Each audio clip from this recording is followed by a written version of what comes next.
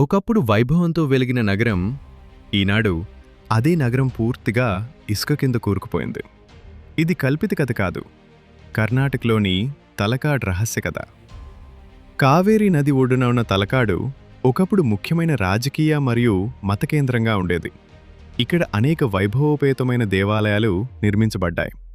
కానీ కాలం గడిచే కొద్దీ ఇసుక నెమ్మదిగా ఈ నగరాన్ని కప్పడం ప్రారంభించింది. దీని వెనుక ఒక ప్రసిద్ధ కథ ఉంది. 17వ శతాబ్దంలో మైసూరు ప్రభువులకు మరియు తలకాడ్ను పరిపాలించిన త్రిడంగరాయనుకు మధ్య ఒక సంఘటన జరిగింది. ఈ సంఘటన సమయంలో అలమేలమ్మ అనే మహిళ కథ ప్రసిద్ధి చెందింది.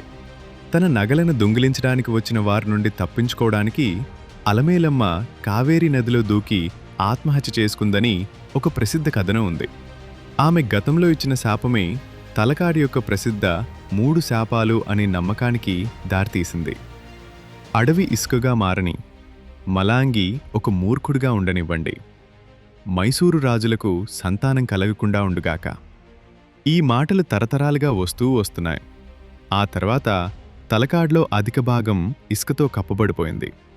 కానీ ఇక్కడ ఒక ఆసక్తికరమైన ప్రశ్న తలెత్తుతుంది. ఇది నిజంగా శాపం ఫలితమేనా?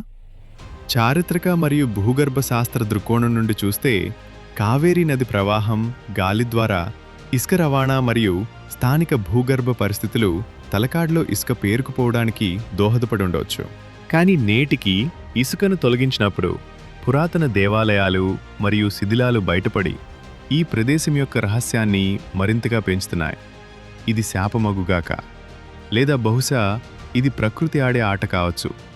కర్ణాటక చరిత్రలో అత్యంత ఆసక్తికరమైన ప్రదేశాల్లో తలకాడు ఒకటి. మరి తలకాడు నిజంగానే శాపం నుండి కోలుకున్నాడా, లేదా దీని వెనుక ప్రకృతి రహస్యం ఏదైనా ఉందా? మీ అభిప్రాయాన్ని